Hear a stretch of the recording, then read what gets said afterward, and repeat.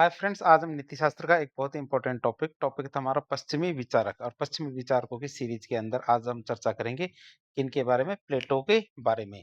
तो आप हमारे साथ बने रहिए ताकि आपको इसके बारे में जानकारी प्राप्त हो सके। तो शुरुआत करते हैं आज का टॉपिक हमारा प्लेटो। तो यूनान के महान दार्शनिक थे हमारे प्लेटो, जिनका जन्म 427 ईस्वी में और उनकी मृत्यु 347 बीसीई में हुई थी। तुम्हारे प्लेटो का नीति शास्त्र पाश्चात्य दर्शन का एक अत्यंत महत्वपूर्ण और भव्य स्तंभ, आप इसे याद रखेंगे। हमारे प्लेटो का दार्शनिक नीति शास्त्र है, ये हमारे क्या पाश्चात्य दर्शन का एक बहुत ही अत्यंत महत्वपूर्ण और भव्य स्तंभ है। प्लेटो हमारे सुकरात के सबसे प्रिय शिष्य थे और अरस्तु के गुरु थे। आप इसे याद रखें, प्लेटो कौन थे? प्लेटो हमारे सुकरात के प्रिय शिष्य थे, साथ ही साथ हमारे अरस्तु के गुरु थे। उन्होंने अपने गुरु सुकरात के ज्ञान ही सद्गुण के विचार को आगे बढ़ाया। जो विचार थे हमारे किसके? सुकरात के, कि ज्ञान ही सद्गुण है, उसको आगे बढ़ाया और उसे एक व्यवस्थित आध्यात्मिक और राजनीतिक धरातल प्रदान किया था। उसे क्या हमारे सुव्यवस्थित आध्यात्मिक और राजनीतिक धरातल प्रदान किया था। तो हम आपको एक छोटी सी कहानी बता देते हैं किसके बारे में, सुकरात और प्लेटो के बारे में। सुकरात क्या थे? ज्ञानी व्यक्ति थे। क्या थे? ज्ञानी व्यक्ति थे।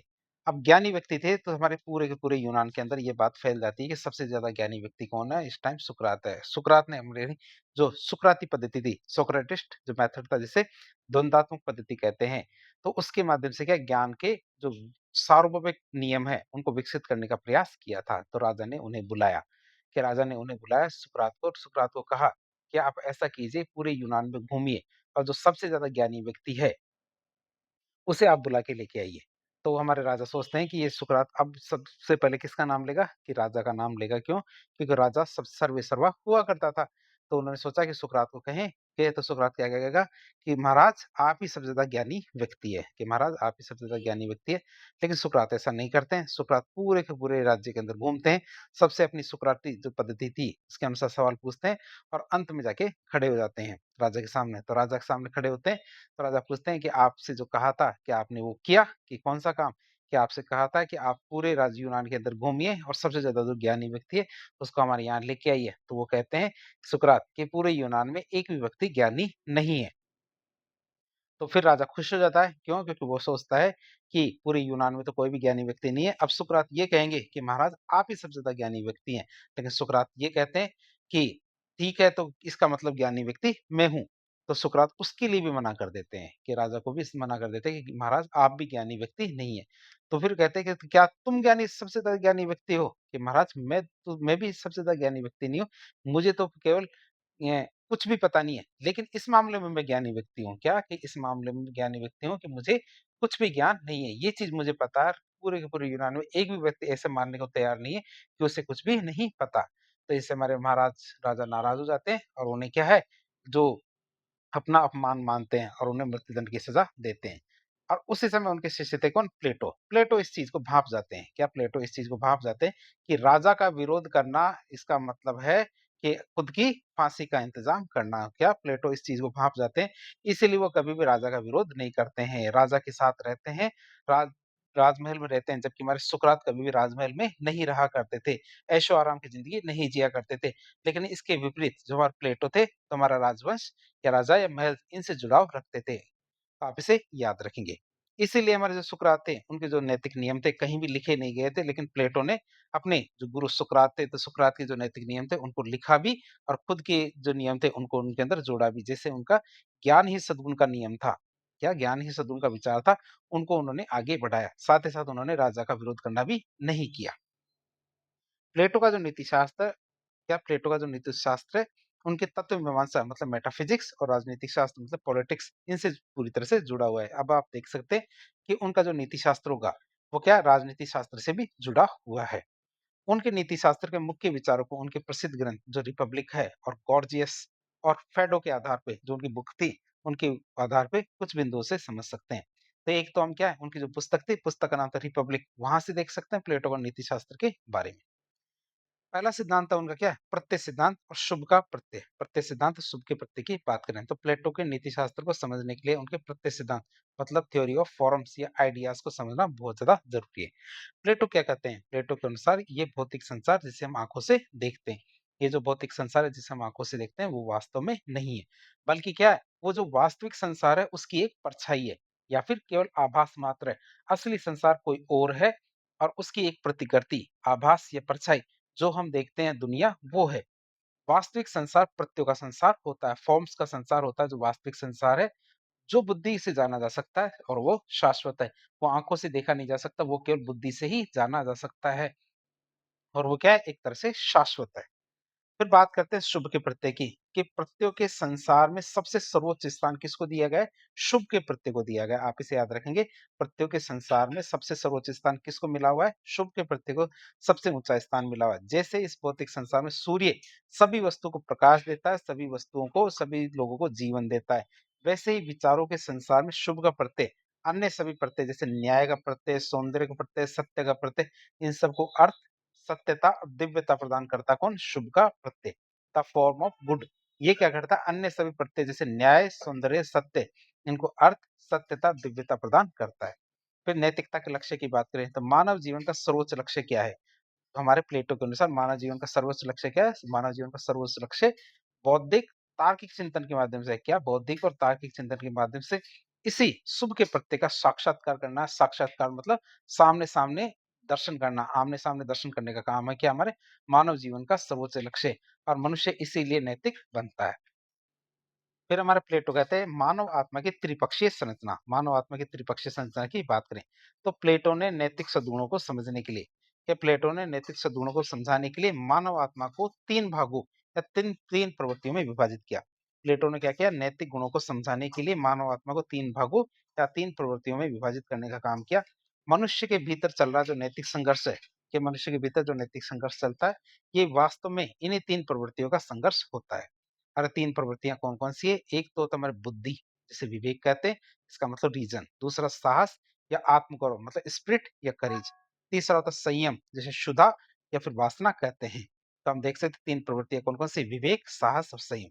विवेक की बात करें तो ये आत्मा का सर्वोच्च भाग होता है। क्या विवेक की बात करें तो आत्मा का सर्वोच्च भाग होता है, जिसका काम क्या होता है? जिसका काम हमारे सत्य को जानना, सही-गलत का निर्णय लेना, और बाकी 2 भाग है जैसे साहस और संयम, इन दोनों भागों पर नियंत्रण रखना हमारे विवेक का असली कार्य होता है।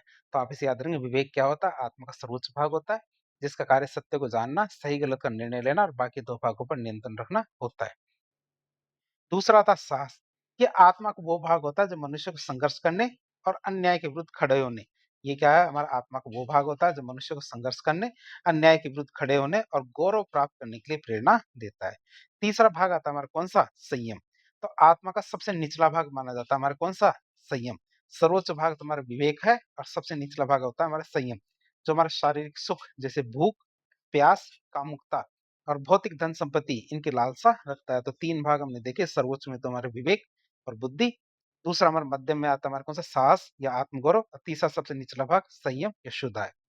अब हम देखेंगे प्लेटो के 4 जो मुख्य सद्गुण कौन-कौन से हैं। प्लेटो के 4 सद्गुणों की बात करें, तो आत्मा के उपरोक्त तीनों भागों के आधार पे, क्या आत्मा के तीनों भाग हैं उपरोक्त, उनके आधार पर प्लेटो ने 4 मुख्य कार्डिनल सद्गुणों का प्रतिपादन किया। तो बात करें 4 मुख्य सद्गुण कौन-कौन से हैं, जो हमारे प्लेटो ने बताए थे। तो जब आत्मा के तीनों भाग अपने-अपने हिस्से का कार्य सही तरीके से करते हैं, जब आत्मा के तीनों भाग जो हमने ऊपर के देखे थे, ये तीनों के तीनों भाग अपने-अपने हिस्से का कार्य सही तरीके से करते हैं, तो हमारे 4 प्रकार के सद्गुण उत्पन्न होते हैं। कितने प्रकार के? 4 प्रकार के सद्गुण उत्पन्न होते हैं। पहला बात करें हमारे मानव आत्मा का भाग, जो सर्वोच्च भाग है मतलब विवेक। यदि ये ठीक तरह से काम करता है तो सद्गुण उत्पन्न होता है, बुद्धिमत्ता का मतलब विज़डम का जो सद्गुण है उत्पन्न होता है। यदि संवेग, क्या? संवेग जो हमारे मध्यम वर्गीय होता है, आत्मा का भाग, मध्यम वाला भाग, यदि वो ठीक तरह से काम करता है तो व्यक्ति के अंदर सद्गुण उत्पन्न होता है साहस का।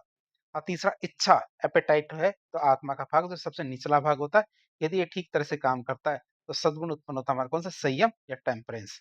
यदि तीनों आत्मा के भाग ठीक तरह से काम करते हैं, क्या तीनों आत्मा के भाग ठीक तरह से काम करते हैं मतलब तीनों का पूर्ण सामंजस्य होता है, तो व्यक्ति के अंदर एक सद्गुण उत्पन्न होता है। चौथे नंबर का सद्गुण वो है न्याय का सद्गुण, जिसे जस्टिस का सद्गुण कहते हैं।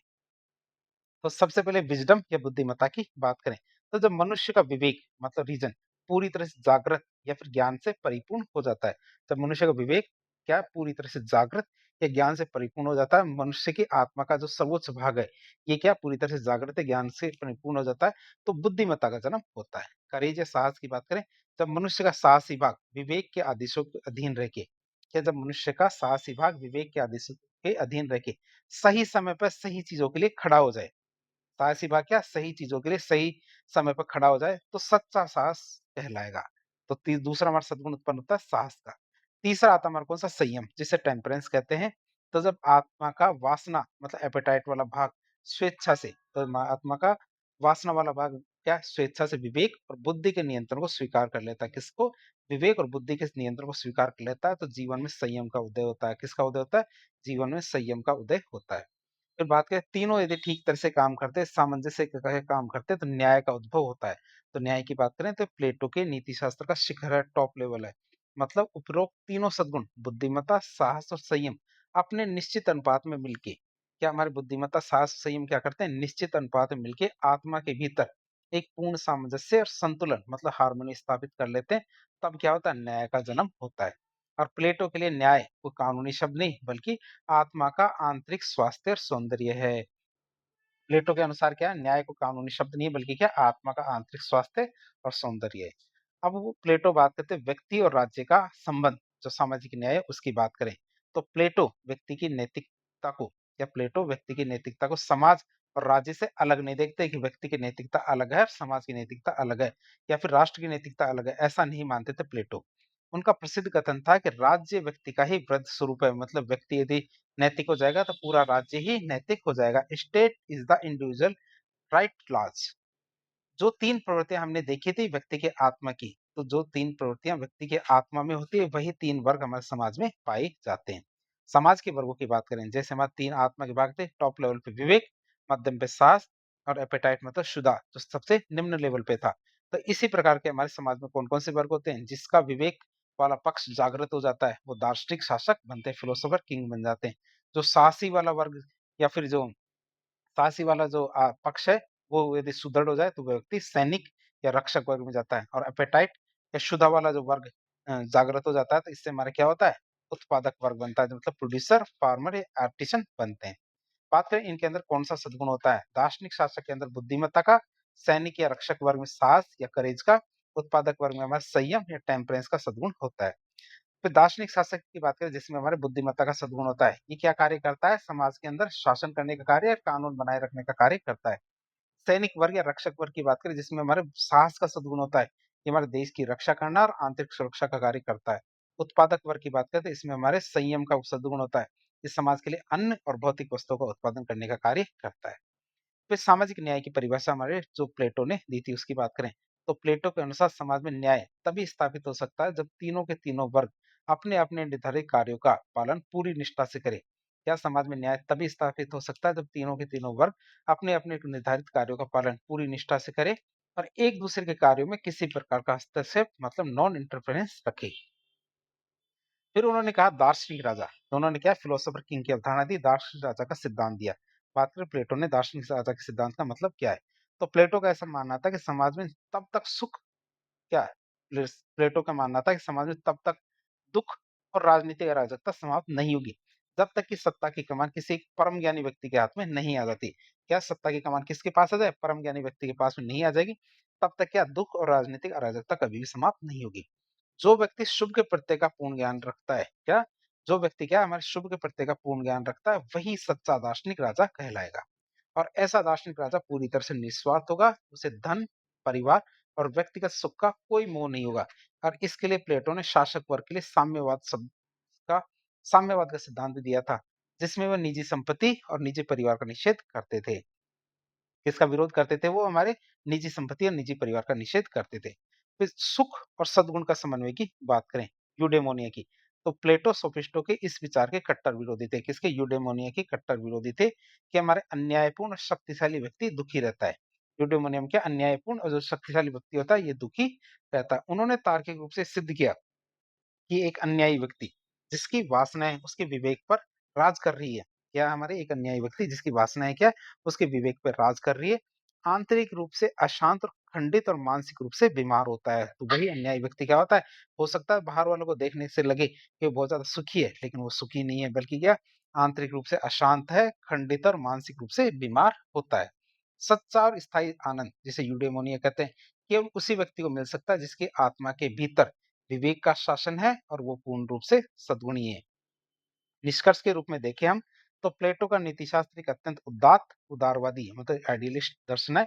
उन्होंने नैतिकता को व्यक्तिगत स्वार्थ या फिर या केवल सामाजिक समझौते की बैसाखी से मुक्त करके उसे ब्रह्मांडीय सत्य और आत्मा के आंतरिक संगीत मतलब हार्मनी के रूप में स्थापित किया। और यही चार मुख्य सद्गुण बुद्धिमत्ता, साहस, संयम और न्याय का सिद्धांत आने वाले युगों तक हमारे संपूर्ण पाश्चात्य नैतिक दर्शन का मुख्य आधार बना रहा। तो इस प्रकार के इन्फॉर्मेटिव वीडियो देखने के लिए हमारे चैनल से जुड़े। वीडियो यदि पसंद आता है तो वीडियो को लाइक करें, चैनल को सब्सक्राइब करें, अपने दोस्तों के साथ शेयर करें। धन्यवाद।